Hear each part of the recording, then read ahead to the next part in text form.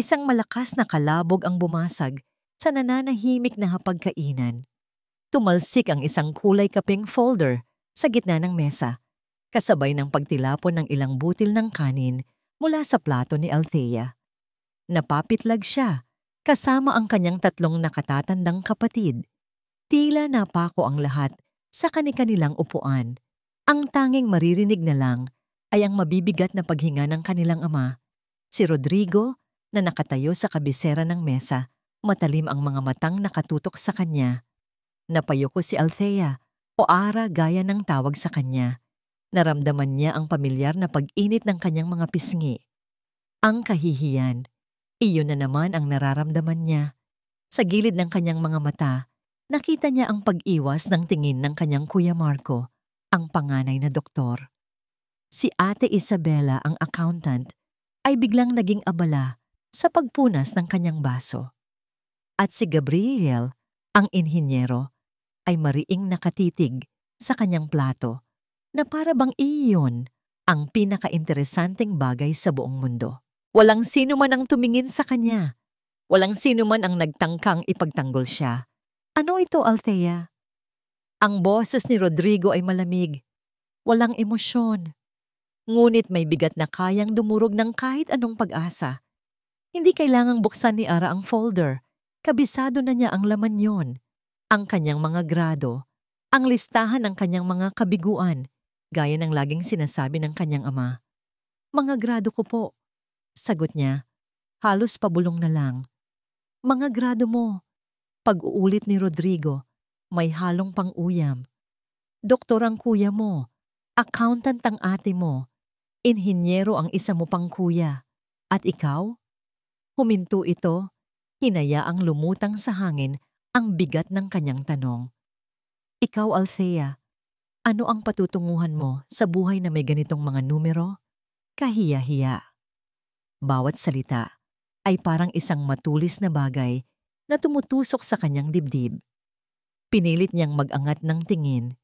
Nakita niya ang pag-aalala sa mga mata ng kanyang ina, si Imelda, na nakaupo sa tapat niya. Rodrigo, tama na yan. Mana, kumakain tayo.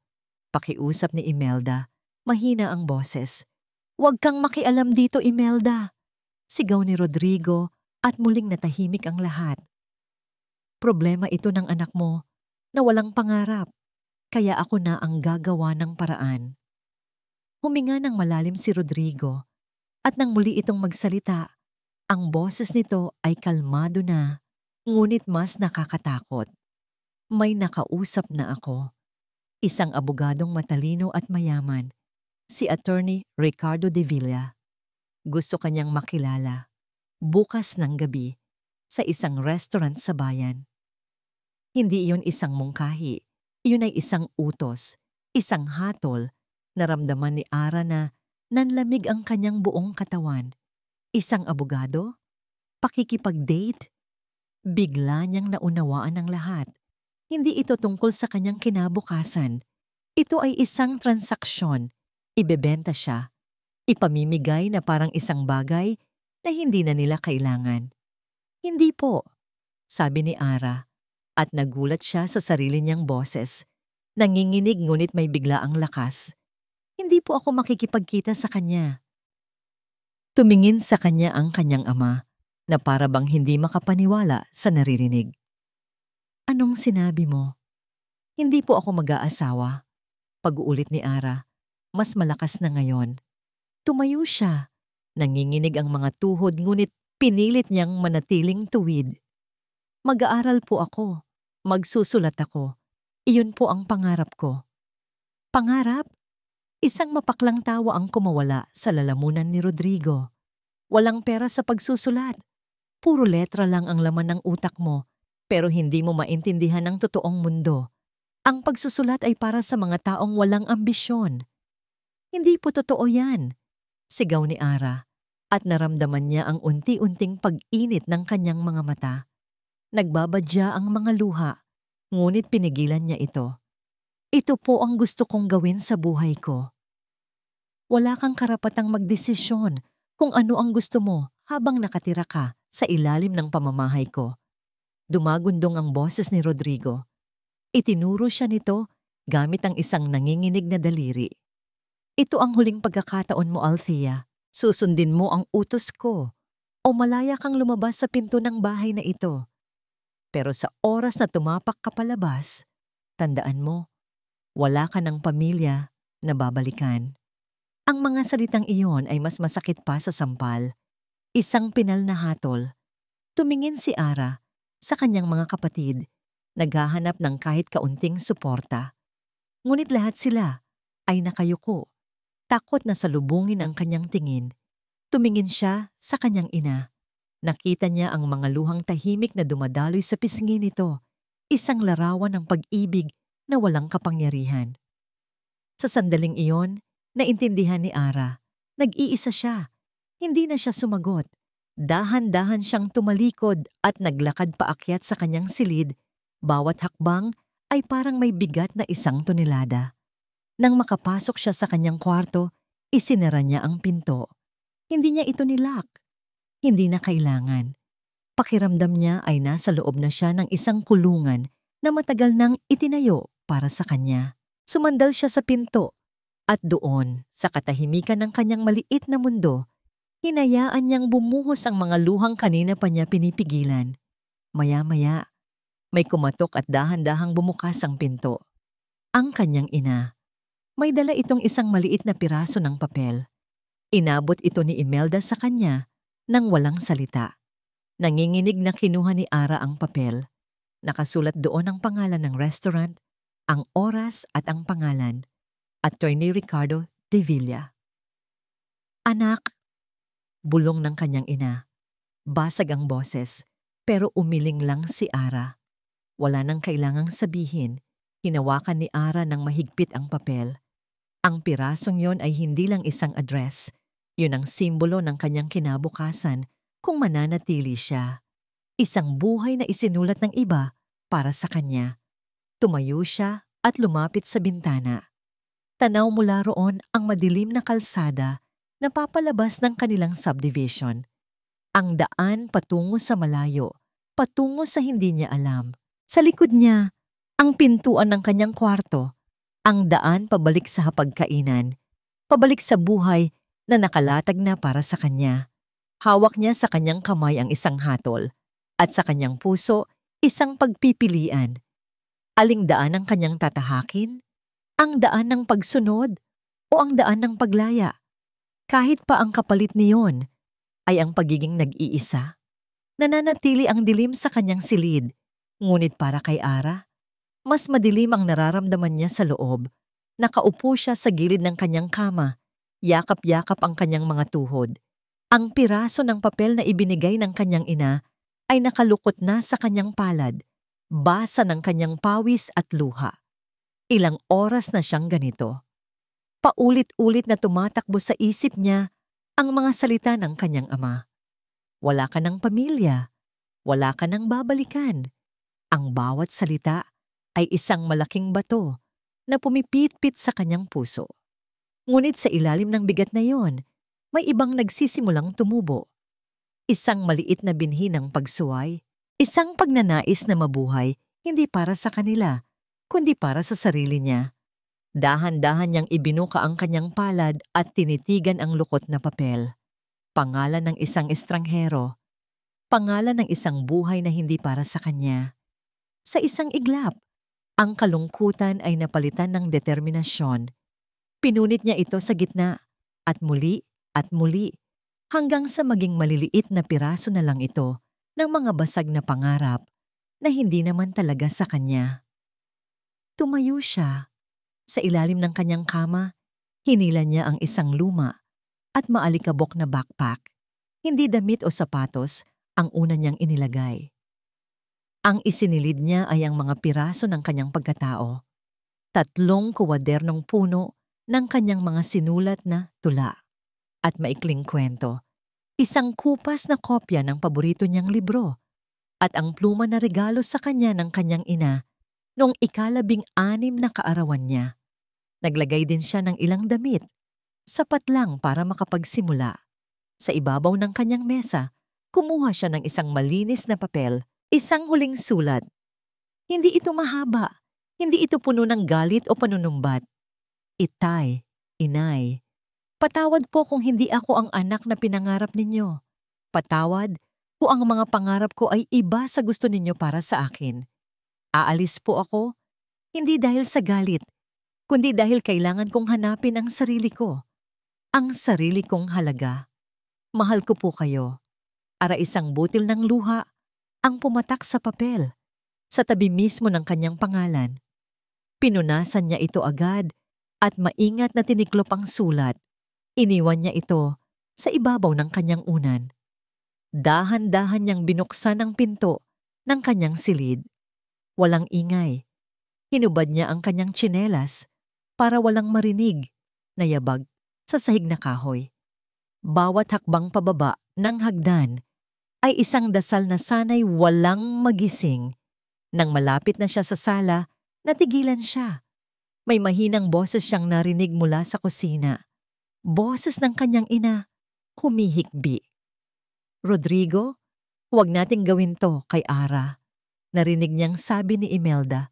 Basag ang boses. Parang ipinagbibili natin ang sarili nating anak. Sumandal si Ara sa pader. Itinago ang sarili sa dilim. Naninikip ang kanyang dibdib. Wala na tayong pagpipilian, Imelda. Ang boses ni Rodrigo ay hindi na galit, kundi desperado. Puno ng pagod at pagkatalo. Hindi mo ba naiintindihan? Malulugi na tayo. Ang negosyo, ang bahay, lahat mawawala. Kailangan natin ang pera ni De Villa. Siya lang ang makakatulong sa atin. Sa sandaling iyon, gumuho ang mundo ni Ara. Hindi pala dahil sa kahihiyan sa kanyang mga grado. Hindi dahil sa pag-aalala sa kanyang kinabukasan. Ang lahat ng ito ay dahil sa pera. Hindi lang pala siya isang kabiguan. Isa siyang solusyon, isang kasangkapan, isang bagay na pwedeng ipagpalit para ayusin ang problema ng pamilya. Mas masakit pa ito sa lahat ng masasakit na salitang narinig niya kanina. Isang malamig na katotohanan ang bumalot sa kanyang buong pagkatao. Hindi na siya umiiyak. Nawala ang lahat ng luha. Ang natira na lang ay isang malamig at basag na pakiramdam sa loob niya. Hindi na siya nag-atubili. Tahimik niyang tinungo ang pinto. Bawat galaw niya ay sigurado na. Ang pagpihit sa seradura ay halos walang tunog. Dahan-dahan niyang binuksan ang pinto, sapat lang para makalabas ang kanyang katawan. Nang makalabas na siya, isinara niya ito ng marahan. Ang mahinang pag-click ng pinto ay parang isang tuldok na nagwakas sa pinakamahabang kabanata ng kanyang buhay. Naglakad siya sa madilim na kalye, palayo sa nag-iisang bahay na kanyang kinagisnan. Hindi siya lumingon, hindi niya kailangan. Ang tahanan na yon ay hindi na para sa kanya. Nakarating siya sa bukana ng kanilang subdivision kung saan dumadaan ang mga bus pa Maynila. Naghintay siya sa ilalim ng isang nag-iilaw na poste. Ilang sandali pa, may isang bus na papalapit. Ang mga ilaw nito ay parang dalawang matang tumatagos sa kadiliman. Huminto ito sa tapat niya. Bumukas ang pinto. Umakyat si Ara sa hagdanan ng bus at hindi man lang lumingon pabalik. Umupo siya sa tabi ng bintana at pinanood ang unti-unting paglayo ng mga ilaw ng kanyang bayan. Nang umandar na ang bus at malakas na sumarado ang pinto nito, napapikit si Ara. Sarado na ang pinto. Sarado na ang kabanata ng buhay niya sa lugar na ito. Ang Maynila ay isang halimaw, nagising kahit sa kalaliman ng gabi. Ibang-iba ito sa tahimik na probinsya na kinalakihan ni Ara. Ang ingay ng mga busina, ang walang katapusang agos ng mga tao, at ang liwanag na nagmumula sa bawat gusali ay tila sabay-sabay na sumasalubong at lumalamon sa kanya. Ang unang 2 araw niya sa syudad ay isang malaking dagok ng katotohanan. Ang kaunting perang dala niya ay mabilis na naubos sa pamasahe at pagkain. Natulog siya sa isang upuan sa terminal ng bus noong unang gabi.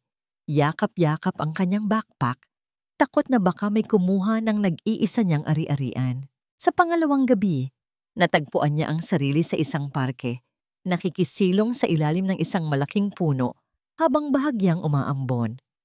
Ang gutom at pagod ay nagsimula nang maging pamilyar na pakiramdam. Naglakad siya ng naglakad, nilibot ang mga kalye ng Quiapo at Avenida, nagbabaka sakaling may makitang karatulang hearing. Ngunit bawat pintong kanyang kinatok ay tila sarado para sa kanya. Kailangan may experience, sabi ng isa. May NBI clearance ka ba? Tanong ng isa pa. Ang kanyang kupas na damit at pagod na itsura ay sapat na para husgahan siya ng marami. Sa bawat pagtanggi, unti-unting nadudurog ang determinasyong baon niya. Sa ikatlong araw, habang pagalagala sa isang eskinita sa Santa Cruz, may naamoy siyang pamilyar na aroma, ang amoy ng bagong lutong kape. Dinala siya ng kanyang mga paa sa isang maliit na karinderya. Sa salamin nitong bintana, may nakasulat sa isang karton, "Wanted, dishwasher, waitress." Pumasok siya ng walang pag-aalinlangan. Isang matandang babae na nagngangalang Alingnita ang sumalubong sa kanya. Tinitigan siya nito mula ulo hanggang paa. At sa halip na pandirian, nakita ni Ara ang awa sa mga mata nito. "Kaya mo ba ang trabaho, Ineng? Pagod na pagod ka na," sabi ni Aling Nita. "Kaya ko po. Kailangan ko po talaga ng trabaho," sagot ni Ara. Nanginginig ang boses sa gutom at pagod. Tinanggap siya ni Aling Nita. Ang sahod ay maliit, ngunit may kasama itong pagkain at isang maliit na kwarto sa itaas ng karinderya na pwede niyang tulugan. Nang gabing iyon, habang kumakain ng mainit na sinigang, napaluha si Ara. Hindi dahil sa lungkot, kundi dahil sa pasasalamat. Iyon ang unang disenteng pagkain niya sa loob ng 3 araw. Naging mabilis ang kanyang mga sumunod na araw. Paghuhugas ng plato, paglilinis ng mesa, pagkuha ng order. Ang pagod sa katawan ay nakakatulong para makalimutan niya ang sakit sa kanyang puso. Isang hapon, pagkatapos ng kanyang shift, naisipan niyang maglakad-lakad. Dinala siya ng kanyang mga paa sa isang lugar na hindi pamilyar sa kanya. Isang tahimik na kalye na may mga lumang gusali. At doon, sa gitna ng lahat, nakita niya ito. Isang maliit na bookstore na gawa sa kahoy. Ang pangalan sa itaas ay simple lang, Aklan ni Santiago. Para siyang magnet na hinila papasok. Ang amoy ng mga lumang libro at papel ang sumalubong sa kanya. Isang amoy na para sa kanya ay amoy ng tahanan. Libo-libong libro ang nakasalansan sa mga estanteng abot hanggang kisame. Tahimik ang lugar, isang munting paraiso sa gitna ng magulong syudad. Magandang hapon. Napalingon si Ara. Sa likod ng isang mesa na puno ng mga libro, may isang lalaking nakaupo. Mga nasa mid-20s ito, may suot na salamin at may ngiting tila nahihiya. Magandang hapon din. Titingin-tingin lang sana, sabi ni Ara. Biglang nahiya sa kanyang itsura. Suot pa niya ang kanyang uniforme sa karinderya na may kaunting mantsa ng mantika. "Sige lang, huwag kang mahiya," sabi ng lalaki. "Ako si Liam." "Ara?" sagot niya. Nagpatuloy si Ara sa pagtingin sa mga libro. Hinaplos niya ang mga pabalat, binasa ang mga pamagat. Sa isang sulok, nakita niya ang paborito niyang libro. Kinuha niya ito at niyakap. "Magandang libro yan," sabi ni Liam, na ngayon ay nakatayo na pala sa hindi kalayuan. "Isa sa mga paborito ko rin." Nag-angat ng tingin si Ara at ngumiti. Isang totoong nangiti. Ang una sa loob ng maraming araw. Nag-usap sila tungkol sa libro, tungkol sa mga karakter, tungkol sa kung paano sila parehong naapektuhan ng kwento. Sa unang pagkakataon, mula nang umalis siya sa kanilang bahay, naramdaman ni Ara na may isang taong nakakaintindi sa kanya. Napansin ni Liam ang lungkot sa mga mata ni Ara, sa kabila ng ngiti nito. "Mukhang marami kang pinagdadaanan," sabi niya, hindi bilang tanong, kundi bilang isang pahayag. Hindi nakasagot si Ara. Tumango lang siya. Hindi na nagtanong pa si Liam. Sa halip, Kumuha ito ng 2 tasa at nagsalin ng mainit na tsa. Inabutan siya ng isa. Para sa mga pagod na kaluluwa, sabi nito, nakangiti. Umupo sila sa isang maliit na mesa sa gitna ng mga libro. Sa bawat higop ng tsaa, unti-unting gumaan ang pakiramdam ni Ara. Bago siya umalis, may kinuha si Liam mula sa ilalim ng kanyang mesa. Isang maliit, blangkong kwaderno at isang simpleng ballpen. Inabot niya ito kay Ara. Ano to? Tanong ni Ara. Lahat ng magagandang kwento nagsisimula sa mahirap na kabanata. Sabi ni Liam, inuulit ang mga salitang babago sa buhay ni Ara. Kapag handa ka na, baka may gusto kang isulat. Nanginginig na tinanggap ni Ara ang kwaderno at ballpen. Hinawakan niya ito ng mahigpit. Pakiramdam niya ay hindi lang papel at tinta ang hawak niya. Hawak niya ang isang pangako, isang paalala ng pangarap na muntik na niyang kalimutan. Paglabas niya ng bookstore, ramdam pa rin niya ang init ng tasa ng tsa sa kanyang mga kamay at sa puso niya, isang bagong sinag ng pag-asa ang unti-unting sumisikat. Ang kwadernong bigay ni Liam ay nanatiling blangko sa loob ng 1 linggo. Nakapatong lang ito sa maliit na mesa sa tabi ng kanyang higaan, isang paalala ng isang bagay na pareho niyang kinasasabikan at kinatatakutan. Paano siya magsisimulang muli? Ang mga salita na dati kanyang kanlungan ay tila nagtatago sa kanya ngayon. Ngunit ang bawat araw na pagtatrabaho sa karinderya, ang pagod, ang paulit-ulit na gawain ay lalong nagpatindi sa kanyang uhaw na makatakas. At ang pagsusulat ang nag-iisa niyang alam na paraan ng pagtakas. Isang gabi, pagkatapos ng 12 oras na trabaho, umupo siya sa harap ng kwaderno. Ang ilaw na nagmumula sa isang maliit na bombilya ang tanging liwanag sa kanyang silid. Binuksan niya ito sa unang pahina. Ang kamay niya'y nanginginig habang hawak ang pluma. Huminga siya ng malalim at pagkatapos ay nagsimula siyang magsulat. Hindi niya isinulat ang tungkol sa sakit. Hindi tungkol sa pamilyang tumalikod sa kanya. Sa halip, isinulat niya ang tungkol sa isang dalagang nangangarap na abutin ang mga bituin mula sa bintana ng kanyang maliit na silid. Isinulat niya ang tungkol sa pag-asa na matatagpuan sa pinakmadidilim na sulok.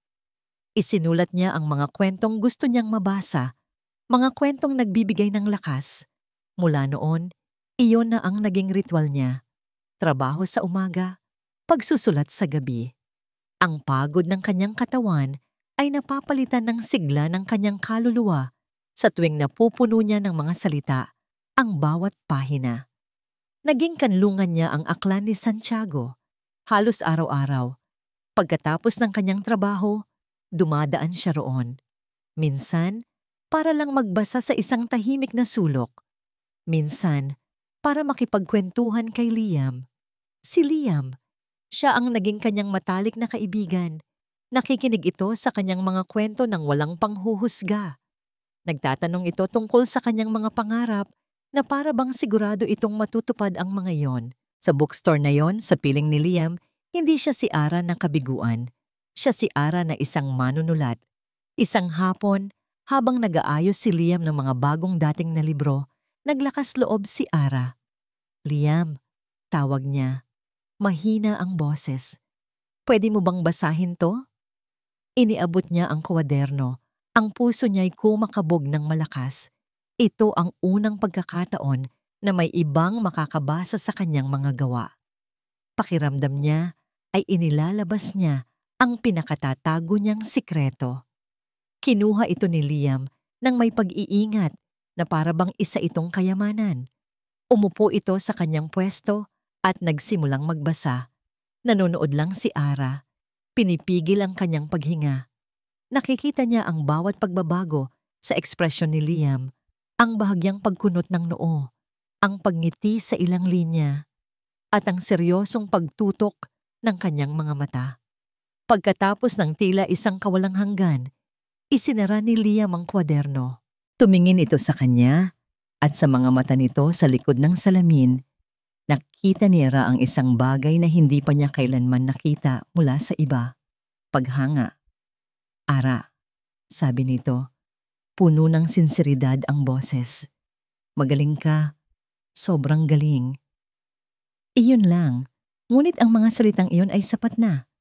Parang isang malaking bato ang naalis sa kanyang dibdib. Napangiti siya, isang ngangiting abot tenga. Hindi lang ako dapat ang nakakabasa nito, dagdag ni Liam. Maraming tao ang kailangang mabasa ang mga kwento mo. Iminungkahi ni Liam ang isang online writing forum, isang website kung saan pwedeng mag-post ng mga orihinal na akda ang mga baguhang manunulat. Noong una, nag-alinlangan si Ara.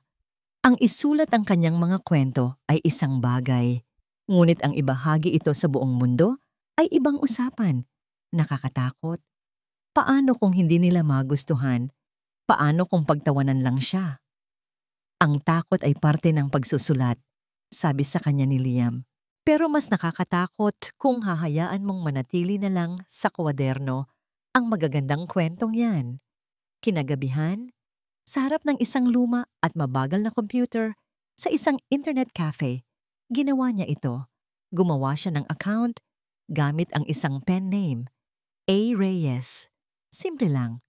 Isang paraan para manatiling anonymous habang ibinabahagi ang isang piraso ng kanyang sarili. Nanginginig ang kanyang mga daliri habang kinokopya at ipinaste niya ang kanyang unang maikling kwento. Pagkatapos i-click ang publish, mabilis niyang isinara ang browser. Pakiramdam niya ay tumalon siya mula sa isang mataas na bangin. Hindi niya binuksan ang website sa loob ng 3 araw.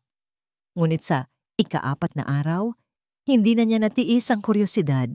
Naglakad siya papunta sa internet cafe. Ang bawat hakbang ay puno ng kaba. Pagbukas niya sa kanyang profile, hindi siya makapaniwala sa nakita niya. May 10 komento. Grabe, ang ganda ng kwento. Naiyak ako. Nakaka-relate ako dito. Salamat sa pagsulat nito. Sana may kasunod pa. Isa-isa niyang binasa ang mga komento. At sa bawat salita, nararamdaman niya ang luhang namumuo sa kanyang mga mata. Hindi ito luha ng lungkot. Ito ay luha ng saya, ng pagkilala.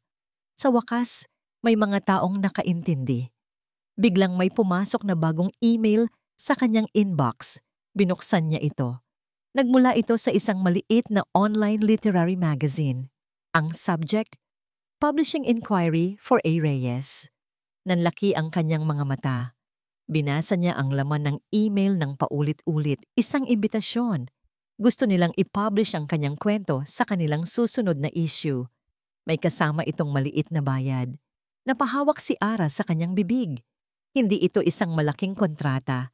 Hindi ito isang sikat na kumpanya. Ngunit para sa kanya, ito ang lahat. Ito ang patunay. Ito ang sinag ng liwanag na matagal na niyang hinihintay sa gitna ng dilim. 5 taon. 5 taon na ang lumipas, ngunit para kay Rodrigo Reyes, ang bawat araw ay parang pag-uulit lang ng isang mahabang pagkakamali.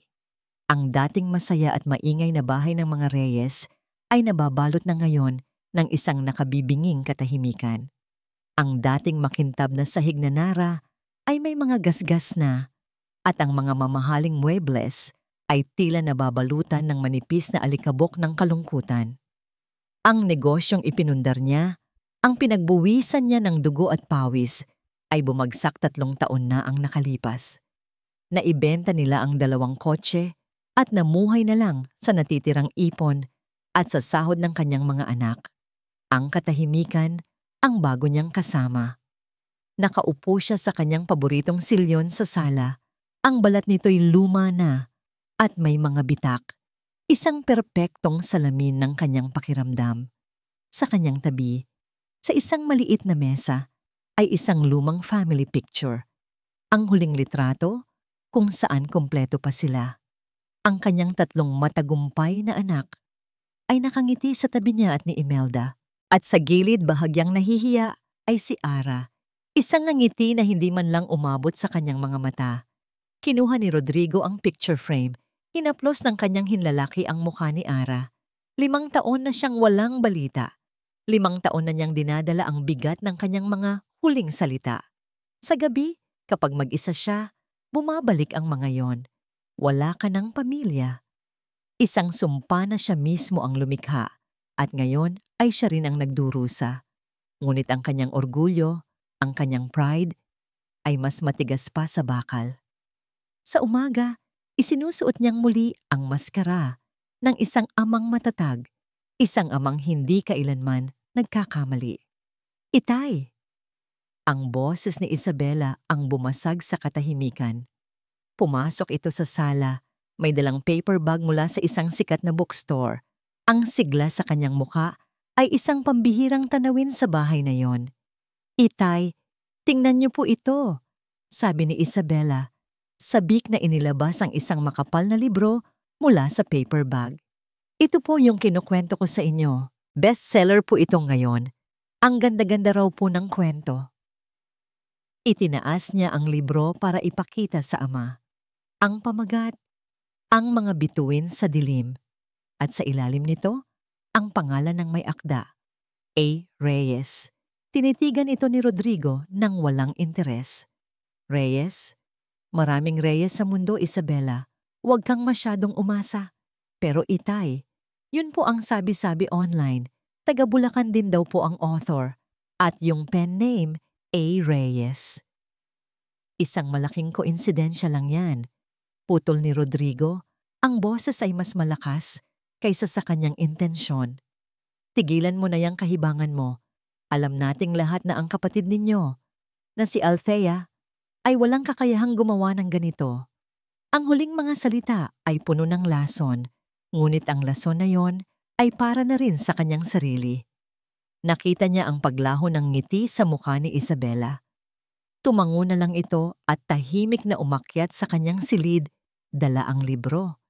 Naiwan si Rodrigo sa kanyang silyon, mas mabigat ang pakiramdam kaysa dati. Kinagabihan, naabutan niyang nakaupo ang kanyang asawang si Imelda sa sopa. Hawak ang cellphone nito.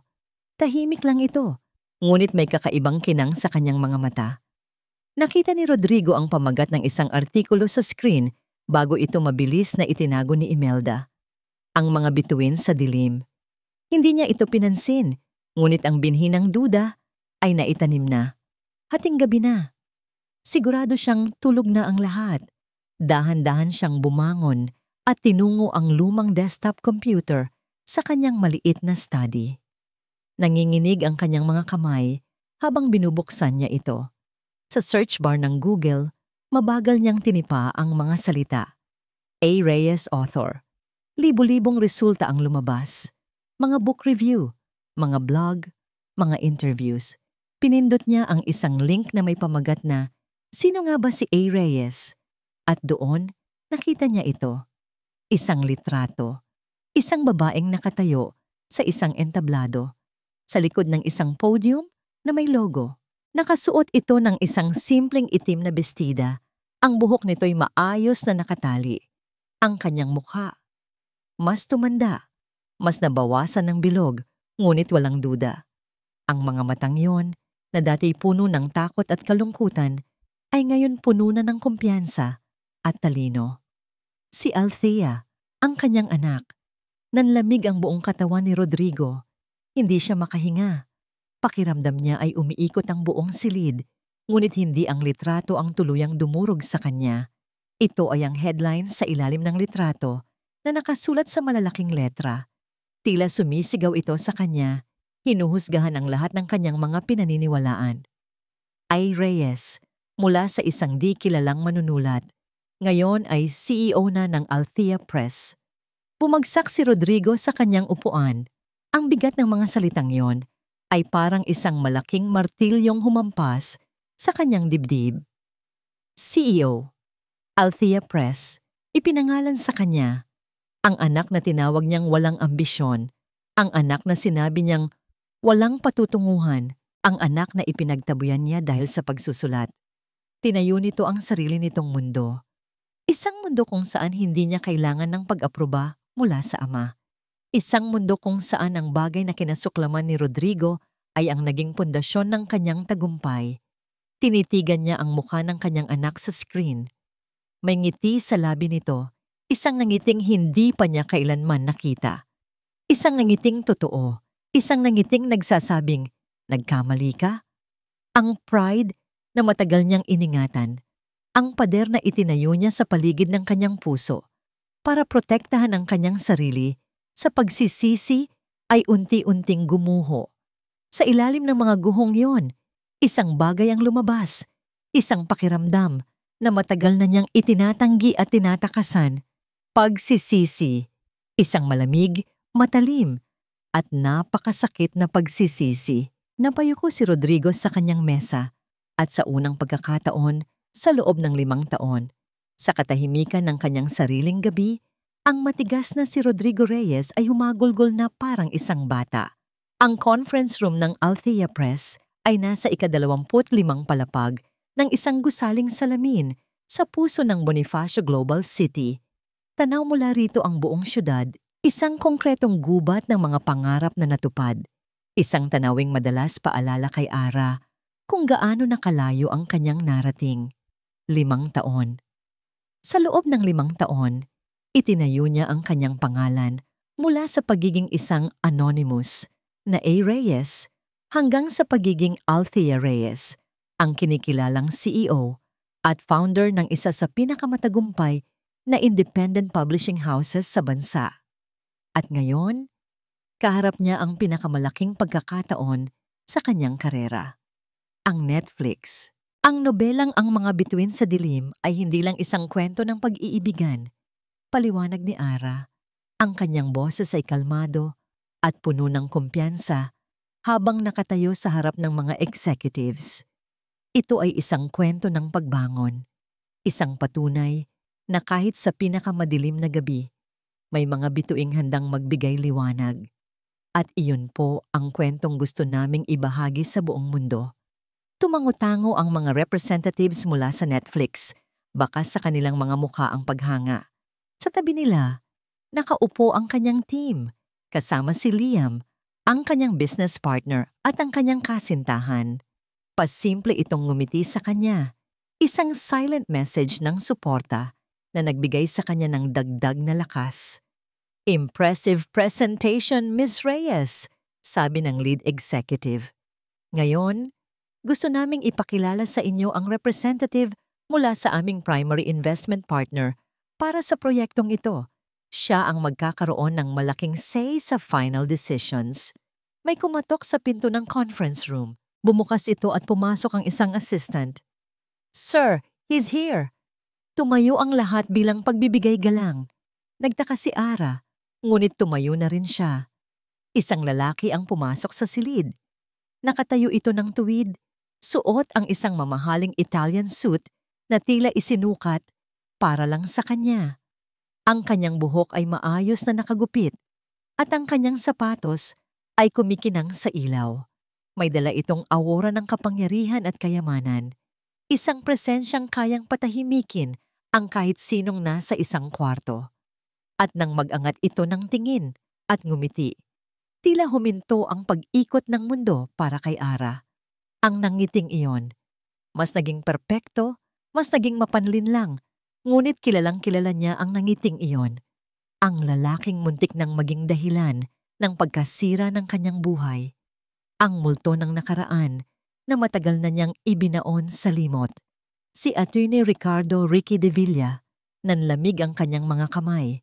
Naramdaman niya ang pagbilis ng tibok ng kanyang puso, tila may bumara sa kanyang lalamunan. Ang lahat ng ingay sa conference room ay biglang nawala. Ang tanging nakikita niya ay ang mukha ni Ricardo, nakangisi sa kanya na parabang nanalo ito sa isang larong sila lang dalawa ang nakakaalam. Attorney De Villa, welcome. Bati ng Netflix executive, naglakad si Ricardo papunta sa mesa. Ang mga mata ay hindi inaalis sa pagkakatitig kay Ara. Bawat hakbang niya ay tila isang pasakit. Huminto ito sa tapat niya. Inilahad nito ang kanyang kamay. Ms. Reyes, it's a pleasure to finally meet the brilliant mind behind Althea Press. Nanginginig na inabot ni Ara ang kanyang kamay. Ang paghawak ni Ricardo ay malamig, ngunit mariin, may halong pag-aari. Attorney, iyon lang ang nasabi niya. Umupo si Ricardo sa bakanting upuan sa kabisera ng mesa, ang pwesto ng pinakamataas na kapangyarihan. Tumingin ito sa paligid, pagkatapos ay muling ibinalik ang tingin kay Ara. Isang mabagal, mapanuring tingin.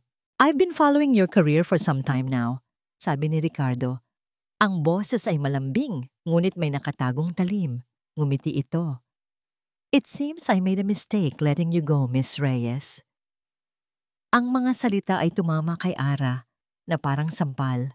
Isang biro, isang insulto, isang pagpapaalala ng kanyang nakaraan sa harap ng lahat ng kanyang pinaghirapan. Nakita niya ang pagkalito sa mukha ng mga executive. Naramdaman niya ang isang mainit na kamay na humawak sa kanyang kamay sa ilalim ng mesa. Si Liam. Ipinapaalala sa kanya na nandyan siya.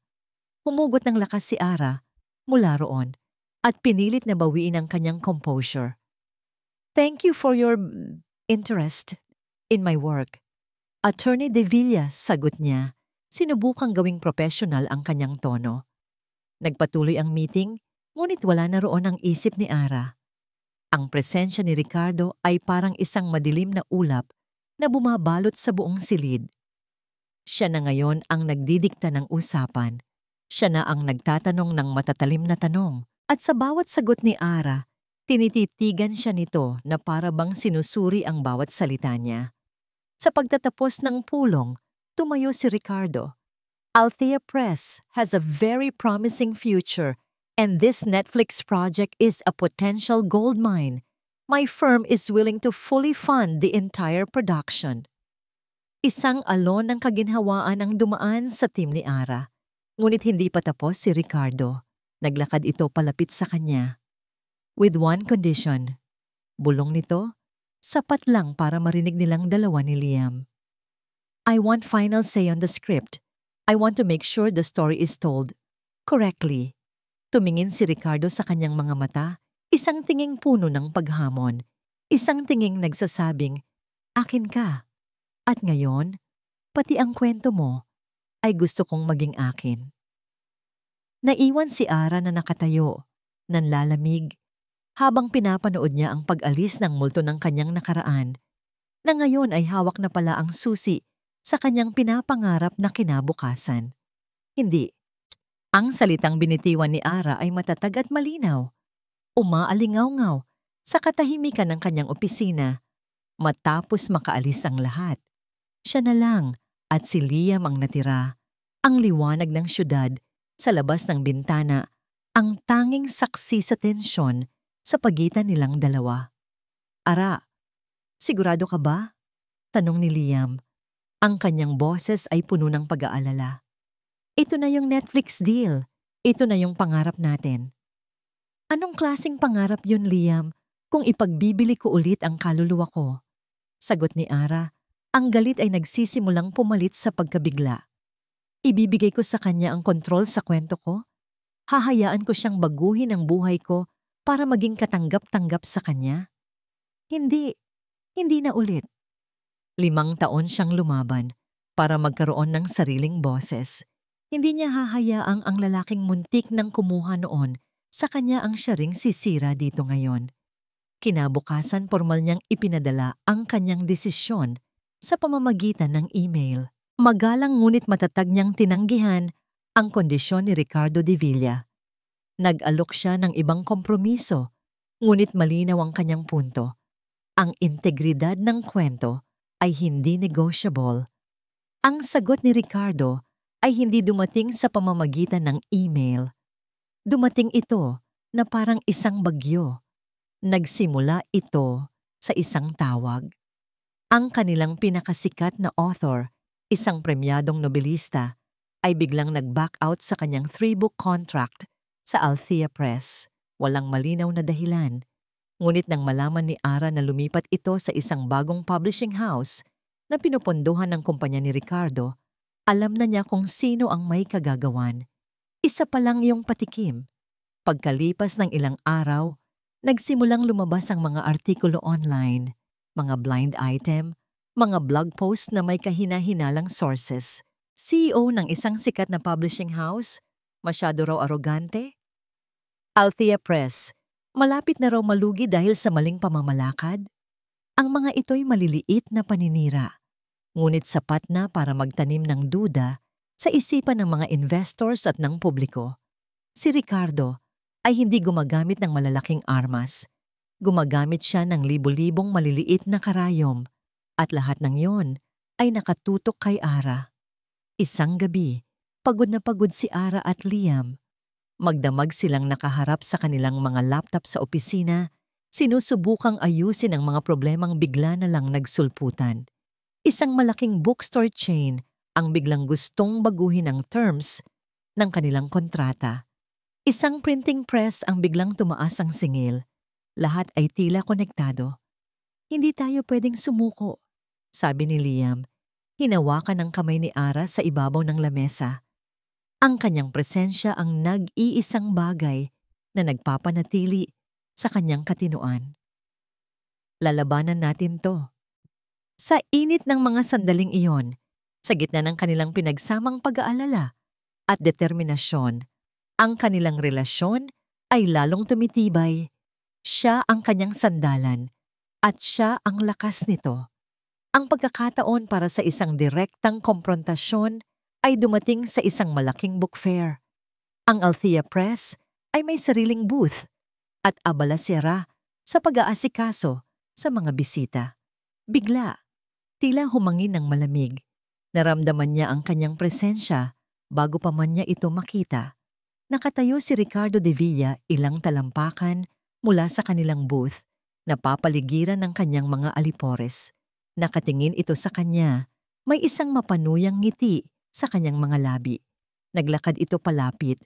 Ang mamahaling pabango nito'y tila sumasakal sa hangin. "Maganda ang booth ninyo, Miss Reyes," sabi ni Ricardo. Ang kanyang boses ay mahina, ngunit dinig na dinig ni Ara. "Sana lang ay marami pa kayong librong mailagay dito sa mga susunod na buwan." "Ano ang kailangan mo, Ricardo?" tanong ni Ara. Matatag ang kanyang boses. "Simple lang naman ang gusto ko, Althea," sabi nito. Ginagamit ang kanyang unang pangalan na para bang may karapatan ito.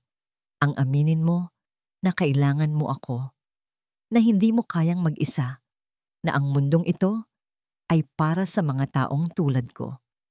Ang mundo mo ay binuo sa pera at pananakot. Ang mundo ko ay binuo sa mga kwento at katotohanan. At hinding-hindi ko ipagpapalit iyon," matapang na sagot ni Ara. Isang madilim na kislap ang dumaan sa mga mata ni Ricardo. Lumapit pa ito ng bahagya at bumulong. "Sinabi ko sa'yo, kailangan mo ako, at ipapakita ko sa'yo kung gaano kalaki ang pagkakamali mong tinanggihan ako." Ulit. Tumalikod ito at naglakad palayo. Iiwan si Ara na nanginginig sa galit at takot. Pag-uwi niya sa opisina kinagabihan, naghihintay sa kanya ang pinakamasama niyang bangungot. Ang kanyang head editor ay namumutla habang papalapit sa kanya.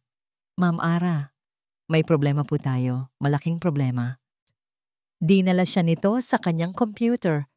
Ang screen ay blanko, maliban sa isang mensahe. "System error. Files not found." "Ano ang ibig sabihin nito?" tanong ni Ara, kahit alam na niya sa puso niya ang sagot. "Ang manuscript po para sa bago ninyong libro. Yung autobiography ninyo, nawawala sa server. May nag-access po sa system kagabi. Hindi namin matrace, pero nawala po lahat." Napahawak si Ara sa kanyang mesa para suportahan ang sarili. Ang kwento ng kanyang buhay.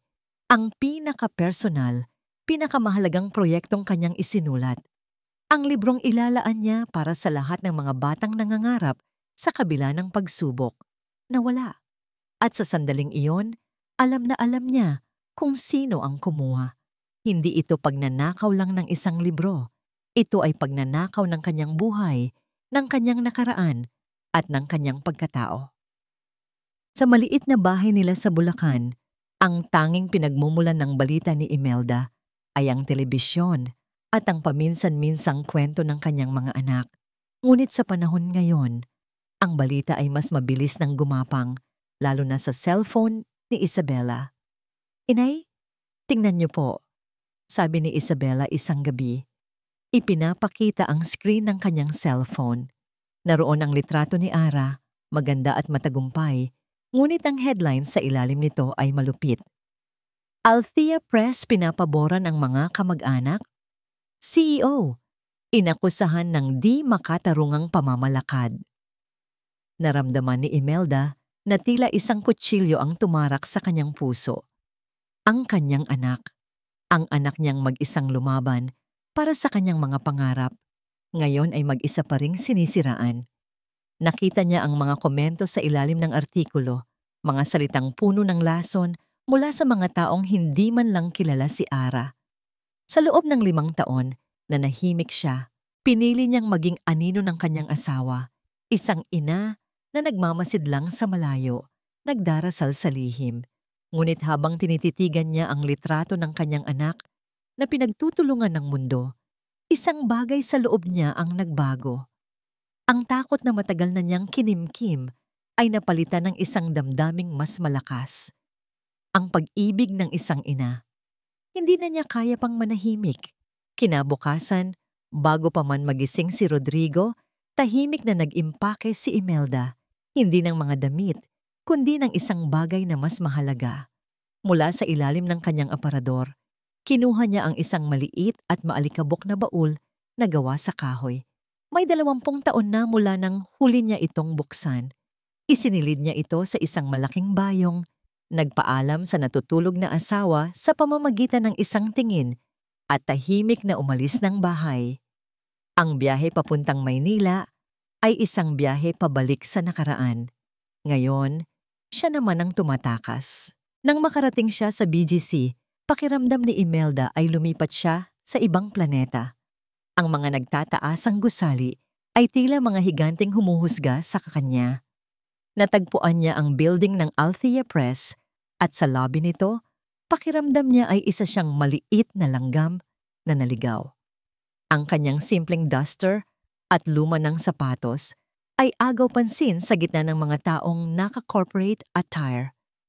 "Sino po sila, ma'am?" tanong ng security guard.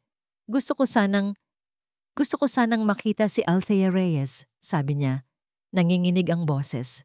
Nang marinig ng receptionist ang pangalan, tiningnan siya nito mula ulo hanggang paa. Ngunit bago pa man ito makatanggi, bumukas ang pinto ng elevator at lumabas si Ara. May kausap sa cellphone, mukhang pagod at problemado. Nagkatinginan sila. "Inay?" Gulat na tanong ni Ara. Ibinaba ang kanyang cellphone. Anong ginagawa niyo dito?" Ang pagtatagpo ay hindi mainit. Ito ay puno ng 5 taon ng katahimikan, ng mga salitang hindi nasabi, ng sakit na hindi naghilom. Inaya ni Ara ang kanyang ina sa kanyang opisina. Isinara niya ang pinto. Sa loob ng malaki at magandang opisina, mas lalong naging maliit ang pakiramdam ni Imelda. Umupo siya sa isang mamahaling upuan, habang si Ara ay nanatiling nakatayo sa likod ng kanyang mesa. Isang harang na hindi lang gawa sa kahoy, kundi gawa na rin sa panahon. "Ayos ka lang ba, anak?" Basag ni Imelda sa katahimikan. Iyon lang ang kinailangan. Sa tanong na yon, gumuho ang lahat ng pader na itinayo ni Ara. Napaupo siya sa kanyang silya, napasubsob sa kanyang mga kamay, at humagulgol. Ang lahat ng stress, ang lahat ng paninira, ang lahat ng pagod, bigla itong bumuhos. Nilapitan siya ni Imelda at niyakap. Sa unang pagkakataon, sa loob ng 5 taon, muli niyang naramdaman ang yakap ng kanyang ina. Nang huminahon na si Ara, umupo si Imelda sa tapat niya. "Anak, alam ko kung sino ang may gawa nito. Alam kong ang ama mo." Ang mga desisyon niya noon ay may kinalaman dito. Umiling si Ara. Hindi lang po si Itay, may iba pa. Tumingin si Imelda sa mga mata ng kanyang anak at doon niya nakita ang isang pamilyar na anino, ang anino ng isang pangarap na unti-unting pinapatay. Noong dalaga ako, pagsisimula ni Imelda, ang kanyang boses ay nanginginig sa mga alaalang matagal nang ibinaon. Ang pangarap ko ay maging isang guro, isang literature teacher. Gusto kong magbasa at magsulat ng mga tula. Tumingin si Ara sa kanyang ina. Gulat. Pero sabi ng mga magulang ko, walang pera doon. Hindi praktikal. Ang kailangan daw ng isang babae ay isang asawang kayang bumuhay sa kanya. Ipinakasal nila ako sa ama mo. Mabuting tao ang tatay mo, Ara, pero may sarili siyang pangarap para sa pamilya natin. At sa mga pangarap na yon, walang lugar para sa mga pangarap ko. Hinawakan ni Imelda ang mga kamay ni Ara. Ang kanyang mga mata ay puno ng luha ng pagsisisi. Hinayaan kong kunin nila ang pangarap ko. Hinayaan kong ibaon ko ito sa limot. At iyon ang pinakamalaking pagkakamali ng buhay ko. Ngayon, sinusubukan nilang gawin sa iyo ang ginawa nila sa akin. Tumayo siya at kinuha ang bayong na dala. Inilabas niya ang maliit at lumang baul na kahoy. Inilapag niya ito sa mesa ni Ara. Huwag mong hayaang gawin nila sa iyo ang ginawa nila sa akin, anak. Sabi ni Imelda. Ang kanyang boses ay puno na ngayon ng tapang. Labanan mo sila. Gamitin mo ang lahat ng mayroon ka. Tumayo na si Imelda para umalis. Sa may pinto, huminto siya at lumingon. Mahal na mahal kita, anak, noon pa man. At pagkatapos ay umalis na siya, iiwan si Ara na nakatulala sa maliit na baul sa kanyang mesa. Kinagabihan, nang siya na lang ulit ang mag-isa, binuksan ni Ara ang baul. Ang amoy ng lumang papel ang sumalubong sa kanya. Sa loob, nakita niya ang mga lumang kwaderno, mga diary, mga tulang isinulat ng kanyang ina. Ngunit sa ilalim ng lahat, may isang litrato. Kinuha niya ito. Isang litrato ng kanyang inang si Imelda. Mga 18 taong gulang pa lang. Masaya ito, tumatawa, ang mga matay nagniningning, at sa tabi nito may isang binatang lalaki, nakangiti rin, isang lalaking hindi niya kilala, isang lalaking hindi niya ama. Ang tanging liwanag sa opisina ni Ara ay nagmumula sa malaking screen ng monitor sa kanyang mesa. Sa labas, nagsisimula ng dumilim at isa-isang sumisindi ang mga ilaw ng syudad, ngunit hindi nila ito napapansin ni Liam. Ang kanilang buong mundo ay nakasentro sa live stream na kanilang pinapanood. Isang grand press conference, isang 5-star hotel ballroom, daan-daang camera flashes, at sa gitna ng lahat, nakaupo si Ricardo de Villa, kampante at nakangisi na, parang isang hari sa kanyang trono. Ngayon, ipinagmamalaki naming ipakilala sa inyo ang boses ng bagong henerasyon, sabi ni Ricardo sa mikropono. Ang kanyang boses ay umaalingaw-ngaw sa buong ballroom. Isang natatanging talento na may isang kwentong siguradong aantig sa inyong mga puso. Ladies and gentlemen, please welcome Miss Delia Cruz. Pumasok ang isang babaeng mukhang nerbiyosa at nahihiya. Umupo ito sa tabi ni Ricardo. Mukha itong isang puppet at si Ricardo ang puppeteer. Naninikip ang dibdib ni Ara. Bawat hibla ng kanyang pagkatao ay sumisigaw. Miss Cruz, tanong ng isang reporter, maaari mo bang ikwento sa amin kung ano ang inspirasyon mo para sa nobelang ito? Ngumiti ang babae, isang nangiting halatang halata na inensayo. Nagsimula itong magsalita. Ang kwento pong ito ay kwento ng buhay ko. Tungkol po ito sa isang batang babae na lumaki sa probinsya na laging sinasabihan na hindi siya sapat. Isang batang laging nakakubli sa anino ng kanyang mas matatalinong kapatid. Tumingin si Ara kay Liam. Ang kanyang mukha ay isang blangkong papel, ngunit ang kanyang mga mata ay nagsusumamo. Pakisabi, hindi ito totoo. Pakisabi, panaginip lang ito. Ngunit ang nakita niya sa mga mata ni Liam ay ang parehong pangingilabot na kanyang nararamdaman. Nagpatuloy ang babae. Ikinuwento nito ang tungkol sa hapagkainan kung saan laging napapagalitan. Ikinuwento nito ang tungkol sa isang kuwadernong tinataguan sa ilalim ng kama.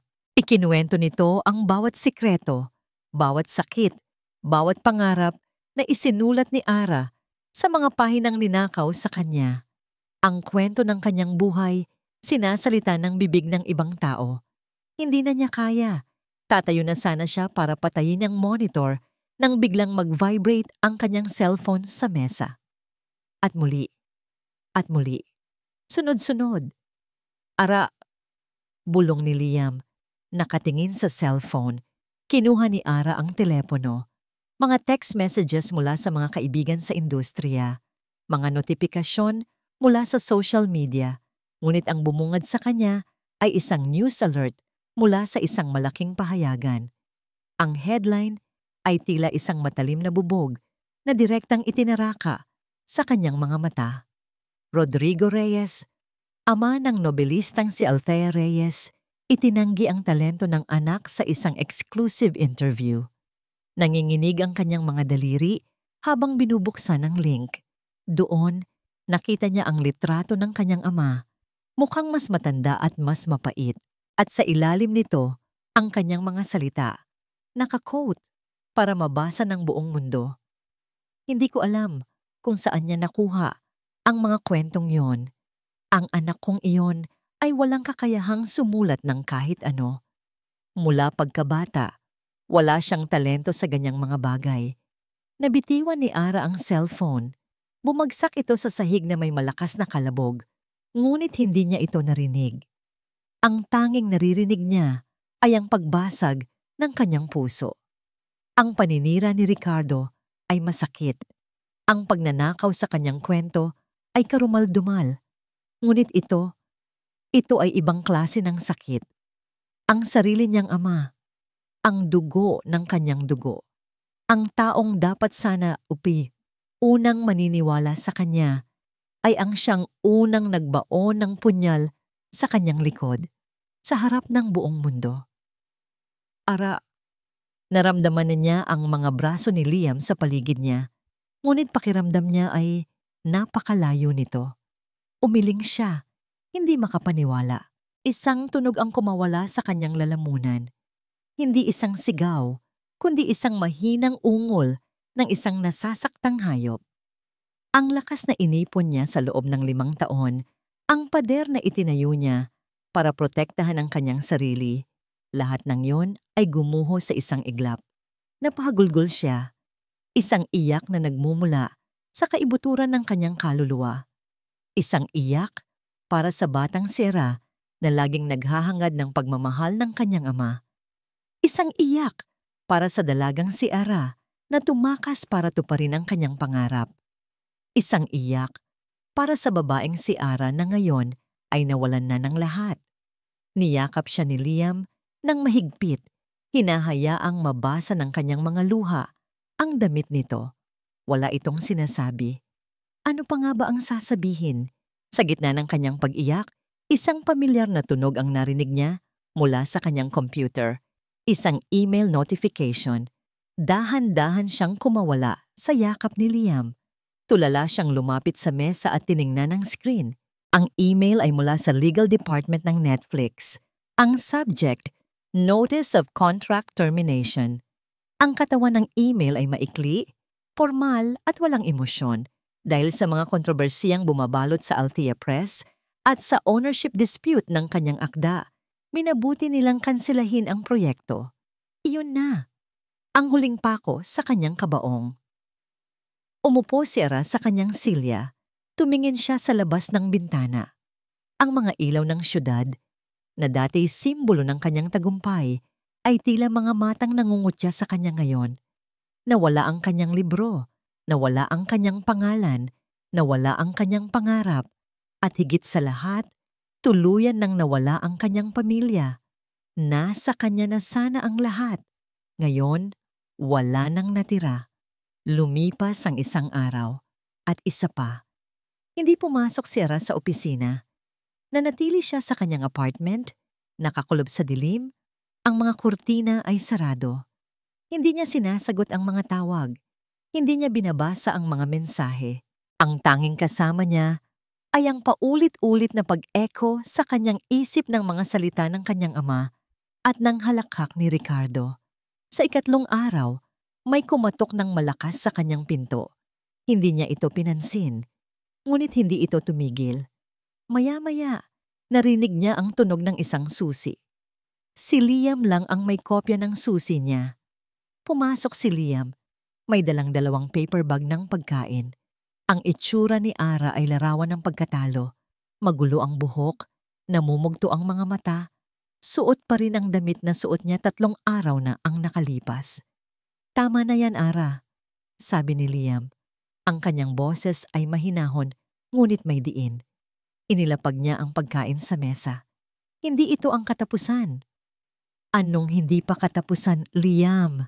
Sagot ni Ara. Ang boses ay paos at walang buhay. Nakuha na niya ang lahat. Ang libro ko, ang deal sa Netflix, ang pangalan ko. Kahit ang pamilya ko, wala na. Talunan na ako. Umupo si Liam sa tapat niya. Hinawakan nito ang kanyang mga kamay na malamig na parang yelo. Hindi. Hindi ka patalunan habang hindi ka sumusuko. Nakalimutan mo na ba? Isinulat mo ang kwentong yon, hindi para sa Netflix, hindi para sa pera, at siguradong hindi para sa kanila. Isinulat mo yon para sa sarili mo, para patunayan sa sarili mo na kaya mo. Ang kwento mo ay mas malaki kaysa kay Ricardo de Villa. Ang kwento mo ay karapat-dapat na ipaglaban. Tumingin si Ara sa mga mata ni Liam. Sa likod ng pag-aalala, nakita niya ang hindi natitinag na paniniwala. Ang parehong paniniwala na nakita niya noong una silang magkita sa bookstore, noong siya ay isang serbidora lang na may mga pangarap. Parang may kaunting liwanag na tumagos sa kadilimang bumabalot sa kanya. Hindi pa ito pag-asa, pero sapat na para gumalaw siya. Nang gabing iyon, matapos piliting kumain, hindi pa rin siya makatulog. Ang kanyang mga mata ay napadako sa isang bagay sa sulok ng kanyang sala, ang maliit at maalikabok na baul na iniwan ng kanyang ina. Parang may nag-udyok sa kanya na tumayo. Nilapitan niya ito. Dahan-dahan niyang itinaas ang takip. Ang amoy ng lumang papel. Dito nagsimula ang lahat. Sa mga salita, sa mga kwento. Kinuha niya ang isa sa mga lumang diary at nagsimula siyang magbasa. Binasa niya ang tungkol sa pangarap ng kanyang ina na maging guro. Ang mga tulang lihim niyang isinusulat. Sa bawat pahina, isang bagong imahe ng kanyang ina ang nabubuo sa kanyang isipan. Hindi ang tahimik at laging takot na si Imelda, kundi isang batang babae na puno ng apoy at pangarap katulad niya. Pagkatapos, ay muli niyang kinuha ang litrato. Ang kanyang ina, masayang tumatawa sa tabi ng isang binatang hindi niya kilala. Tinitigan niya ang mukha ng lalaki. Pamilyar. Saan niya ba ito nakita? At bigla, para siyang kinilabutan. Tumayo siya at nagtungo sa kanyang study table. May nakasabit dong isang litrato. Isang litrato niya kasama si Liam sa harap ng aklan ni Santiago noong unang anibersaryo ng kanilang pagkakaibigan. Sa likod nila, sa ibabaw ng mesa ni Liam, ay may isang maliit na picture frame. Ang luma at kupas na litrato ng mga magulang ni Liam. Ang ama ni Liam na pumanaw sa isang aksidente noong bata pa ito. Kinuha niya ang litrato ng kanyang ina at itinabi sa litrato sa kanyang study table. Tumugma ang mga ito. Ang binatang kasama ng kanyang ina sa litrato at ang binatang nasa picture frame sa bookstore ay iisa. Ang ama ni Liam. Napaupo si Ara. Hindi makapaniwala sa koneksyon. Ang kanyang ina at ang ama ni Liam magkakilala? Ngunit paano? Ibinalik niya ang kanyang atensyon sa diary. Mas mabilis na ngayon ang paglipat ng mga pahina. Hinahanap niya ang pangalan ng lalaki, isang paliwanag. At doon, sa isang entry na may petsang halos 30 taon na ang nakalipas, natagpuan niya ito. June 12. Ang sakit-sakit pa rin, sabi ni Itay. Kailangan kong kalimutan si Antonio.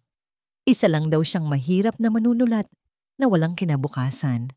Pero paano ko kakalimutan ang mga pangarap na binuo namin? Paano ko kakalimutan ang mga kwento niya? Antonio. Ang pangalan ng ama ni Liam, ngunit hindi iyon ang nakapagpatigil sa kanyang paghinga. Ito ay ang sumunod na entry, makalipas ang ilang buwan. October 3. May lagnat si Ara, ang muntik kong anghel. Ayaw niyang uminom ng gamot. Para mapatahan siya, kinwentuhan ko siya. Inimbento ko ang kwento ng isang nawawalang butones mula sa kanyang paboritong bestida. Sabi ko, hindi ito nawala. Naglakbay ito papuntang buwan para maging isang munting bituin. Napangiti siya. Ang butones na naging bituin, ito ang aming maliit na sikreto. Parang isang kidlat ang tumama kay Ara.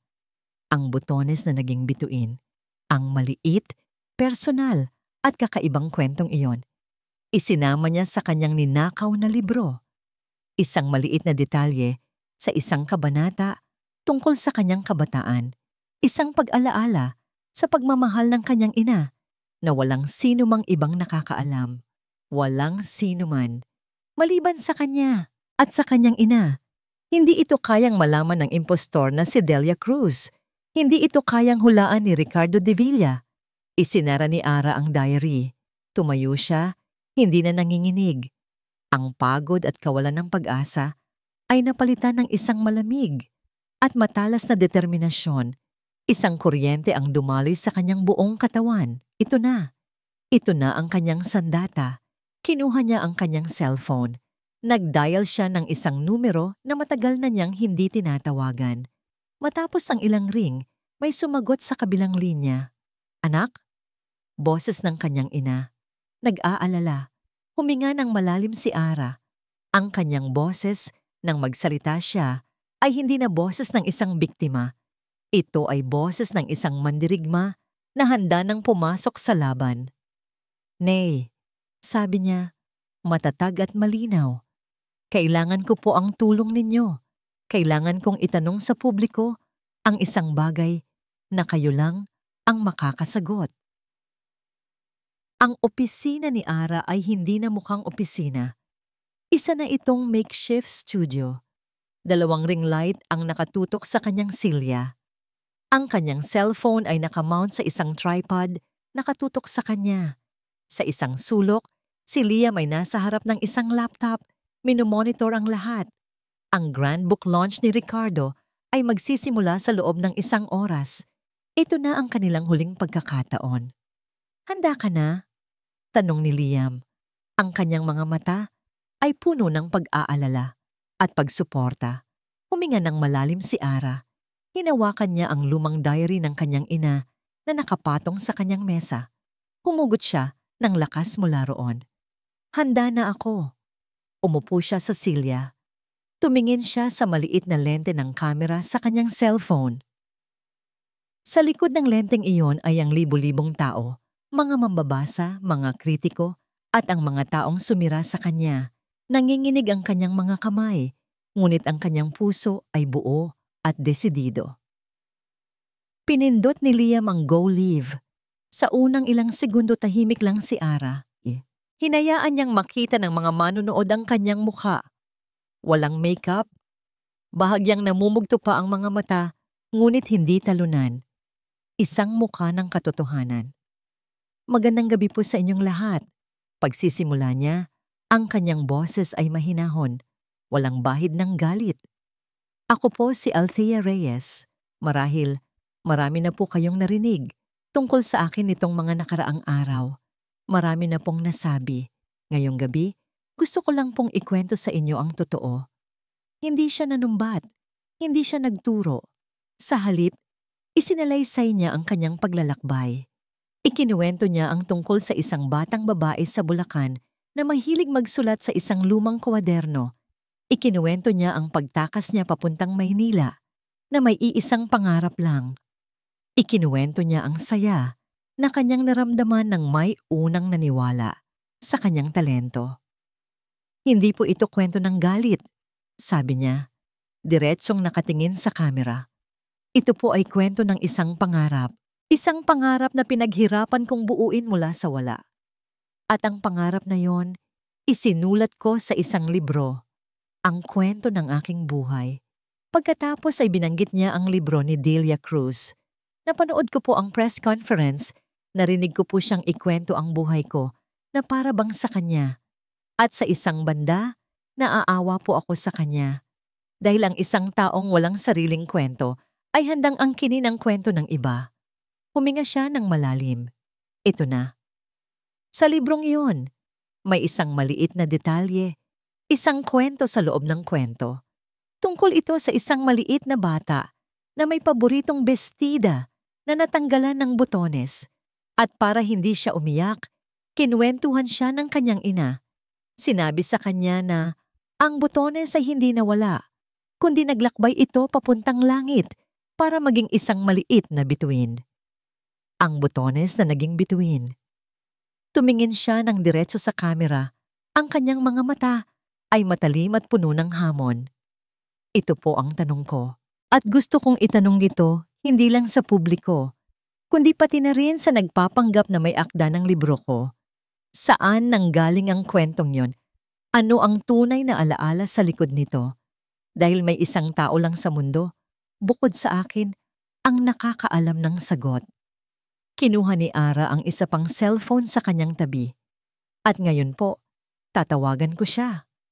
Sa screen ng live stream lumitaw ang isang incoming video call.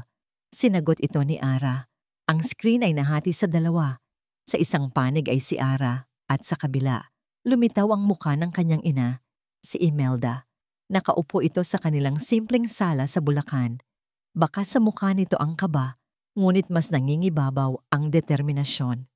Nay, sabi ni Ara. Anak, sagot ni Imelda. Nanginginig ang boses. Nay, narinig niyo po ba ang tanong ko? Tumango si Imelda. Tumingin ito sa sarili niyang kamera na para bang kinakausap ang bawat isang taong nanonood. Ang kwento ng butones na naging bituin. Totoo po yon. Nagsimulang mamasa ang mga mata ni Imelda. Si Ara po. Noong 4 na taong gulang siya, nilalagnat siya. Ayaw niyang inumin ang kanyang gamot. Paborito niya ang isang bestidang kulay dilaw na may mga butones na parang araw. Natanggal ang isa. Umiyak siya ng umiyak. Para mapatahan siya, inimbento ko ang kwentong iyon na ang butones niya ay naging isang bituin para bantayan siya mula sa langit. Iyon po ang aming munting sikreto. Sa isang tahimik na bahay sa Bulacan, nakaupo si Rodrigo Reyes sa harap ng isang computer. Mag-isa siya sa dilim. Pinapanood niya ang kanyang asawa, pinakikinggan ang mga salitang nagmumula rito. Narinig niya ang pagsisisi sa boses nito. Narinig niya ang kwento ng isang pangarap na siya mismo ang tumulong pumatay. Ang mga luha ay malayang dumaloy sa kanyang mga pisngi. Napayuko siya sa kanyang mesa. Ang kanyang mga balikat ay nanginginig sa isang tahimik ngunit matinding paghagulgol. Sa livestream, nagpasalamat si Ara sa kanyang ina at ibinaba ang tawag. Muli, siya na lang ang nasa screen.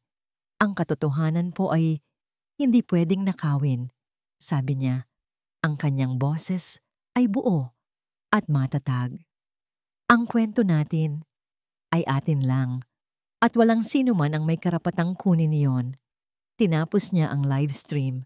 Sa opisina, isang nakabibinging katahimikan ang pumalit. Pagkatapos, nagsimulang tumunog ang cellphone ni Liam. Ara, tingnan mo.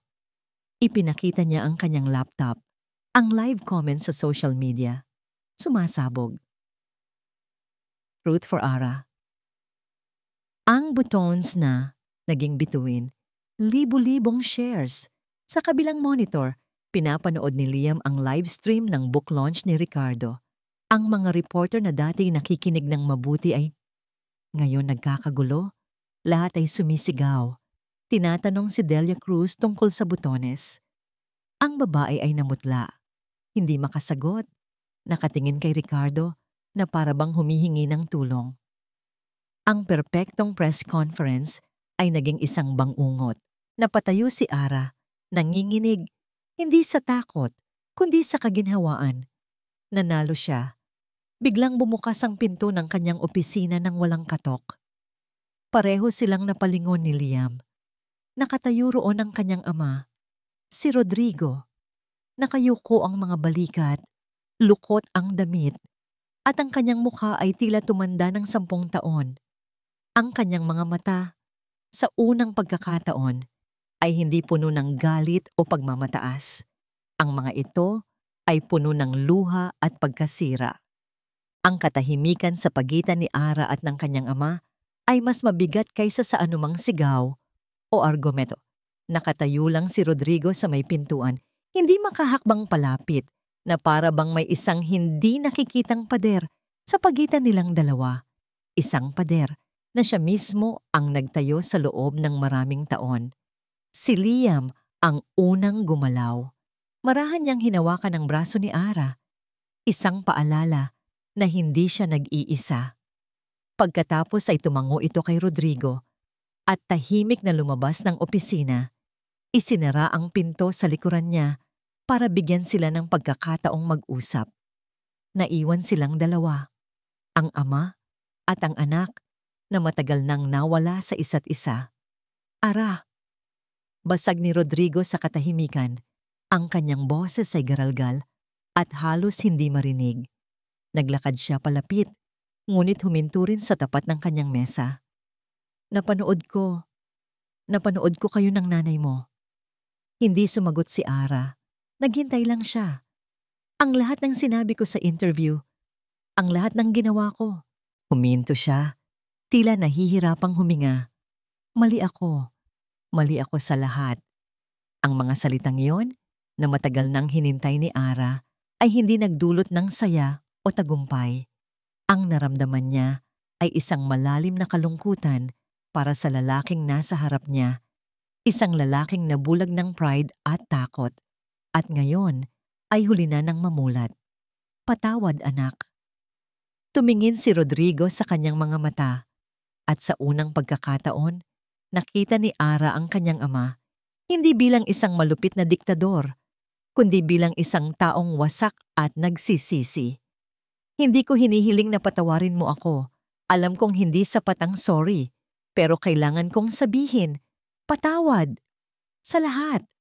Tumango lang si Ara, isang mabagal, halos hindi mahahalata na pagtango.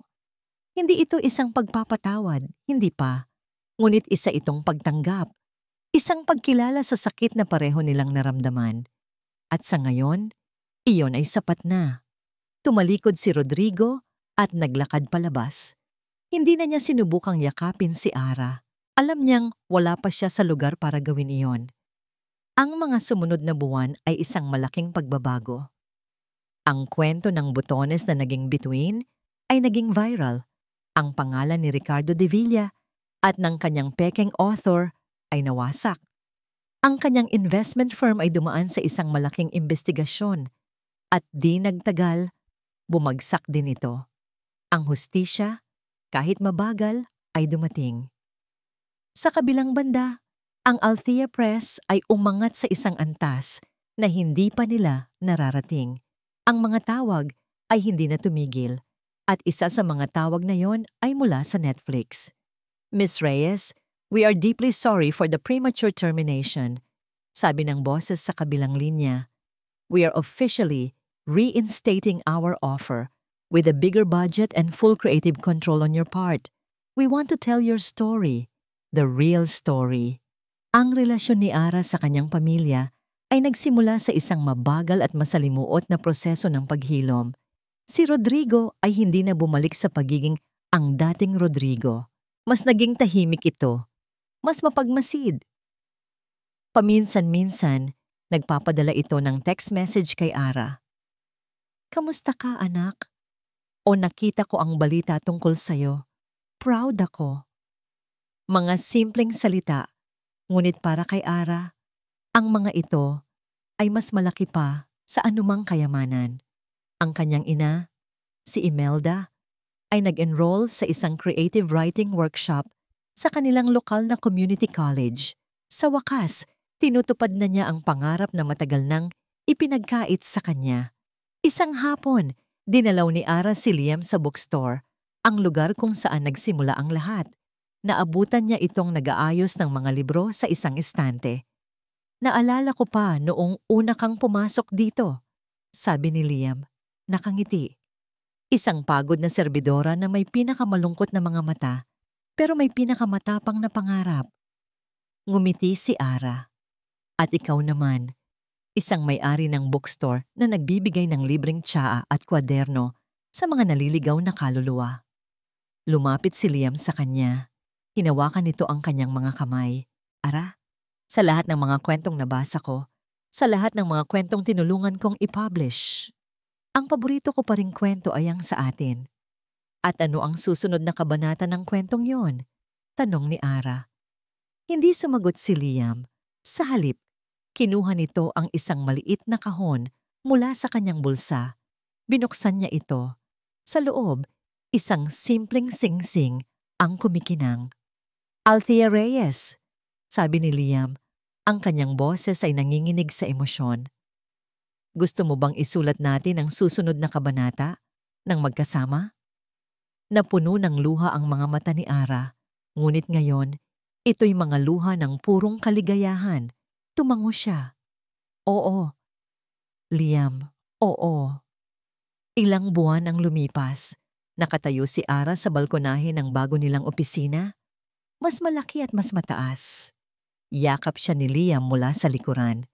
Sa ibaba, ang mga ilaw ng syudad ay kumikinang na parang isang karagatan ng mga bituin. Ang mga bituing dati pinapangarap lang niya mula sa bintana. Ngayon ay nasa kanyang paanan na. Ang kanyang paglalakbay ay hindi naging madali. Puno ito ng sakit, pagtataksil, at pagkawala. Ngunit sa huli, natagpuan niya ang kanyang halaga, hindi sa pag-aproba ng iba, kundi sa lakas na nagmula sa kanyang sarili. Natutunan niyang ang tunay na pamilya ay hindi lang sa dugo, kundi sa mga taong pinipili kang samahan sa dilim. Bumalik siya sa kanyang mesa. Binuksan niya ang kanyang laptop. Isang blankong dokumento ang naghihintay. Sa itaas, nag-type siya ng isang pamagat. Ang aking pangalawang kabanata. Ngumiti siya. At sa unang pagkakataon, sa loob ng napakatagal na panahon, ang kanyang puso ay payapa, buo, at handa ng magsulat muli. At dito po nagtatapos ang makulay na kwento ng pagbangon, pag-ibig, at pagpapatawad ni Althea.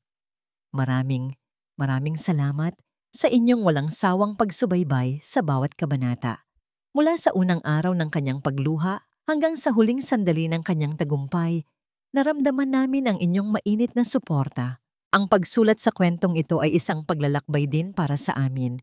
Isang paglalakbay sa kaibuturan ng puso, kung saan ang sakit at pag-asa ay magkayakap. Bawat salita ay inialay namin sa lahat ng nangangarap, sa lahat ng minsan ng nasaktan, at sa lahat ng patuloy na lumalaban. Sana po ay may naiwan kaming isang munting aral sa inyong mga puso, na ang halaga natin ay hindi nasusukat sa opinyon ng iba, kundi sa kung paano natin pinipiling bumangon sa bawat pagkadapa. Sana ay maalala natin na ang tunay na pagpapatawad ay hindi para sa iba, kundi para sa sarili nating kapayapaan. At higit sa lahat, sana ay huwag tayong mapagod na maniwala sa kapangyarihan ng mga pangarap at ng isang pusong nagmamahal ng tapat. Muli, mula sa amin dito, maraming salamat po. Hanggang sa susunod na kwento. Ano ang pinakapaborito ninyong parte sa kwento ni Ara? I-comment nyo lang po sa ibaba. Gusto naming marinig ang inyong mga saloobin. Nagmamahal, Love Kilig TV.